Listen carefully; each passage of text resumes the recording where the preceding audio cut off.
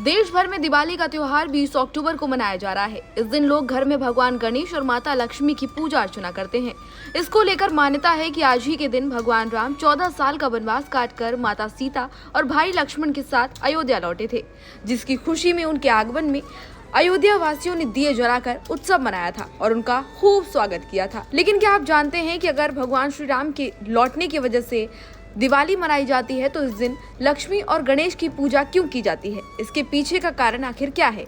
तो आइए बताते हैं आज आपको इस वीडियो के जरिए कि आखिर क्या है इसके पीछे की कहानी। भगवान गणेश और माता लक्ष्मी की पूजा के बगैर दिवाली का त्योहार अधूरा है, जबकि दिवाली मनाने की कहानी भगवान राम से जुड़ी है।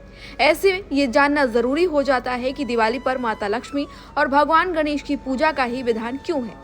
हिंदू शास्त्रों के अनुसार कार्तिक मास की अमावस्या को लक्ष्मी की पूजा का विधान है और इसकी मान्यता भगवान विष्णु के राम अवतार से पहले की है। भगवान विष्णु ने 7वें अवतार के रूप में राम अवतार के रूप में जन्म लिया था, तो वहीं लक्ष्मी पूजन की कहानी उससे भी पहले की है, जब सतयुग था। पौराणिक मान्यताओं के अनुसार सतयुग में सूर असुर संग्राम के बाद समुद्र मंथन हुआ था, जिसमें अमृत, विष, इसके साथ ही ऐरावत हाथी, कामधेनु गाय समेत 14 रत्न निकले थे। इसमें से महालक्ष्मी भी एक थी, जिनका देवी देवताओं ने खूब स्वागत किया था।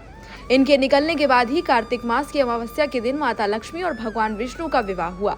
मान्यता के अनुसार समुद्र मंथन से ही धनवंतरी निकले थे और वो सबसे अंत में अमृत कलश लेकर बाहर निकले थे, इसलिए धनवंतरी की पूजा धनतेरस को की जाती है। वहीं इन सभी मान्यताओं के साथ अगर हम बात करें भगवान गणेश की पूजा के बारे में, तो इसके जवाब में पुराण कहते हैं कि वैसे तो भगवान गणेश की पूजा हिंदू धर्म में हर शुभ काम से पहले की जाती है, लेकिन दिवाली के दिन लक्ष्मी के साथ गणेश की पूजा की एक बड़ी वजह है।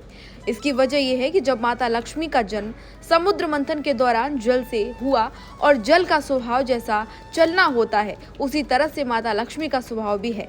कहते हैं कि लक्ष्मी का एक स्थान नहीं रह सकता, उनका कोई भी एक स्थायी वास नहीं हो सकता। वहीं देखा जाए तो दूसरी ओर भगवान गणेश बुद्धि के स्वामी हैं और लक्ष्मी को संभालने के लिए बुद्धि की आवश्यकता होती है।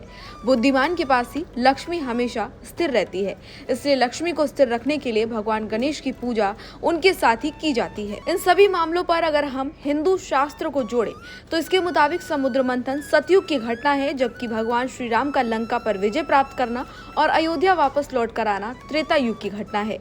ऐसे में संयोगवश ये दोनों ही चीजें कार्तिक मास की अमावस्या पर ही घटी, इसलिए कार्तिक मास की अमावस्या पर दिवाली में माता लक्ष्मी और गणेश जी का पूजन करने का विधान है।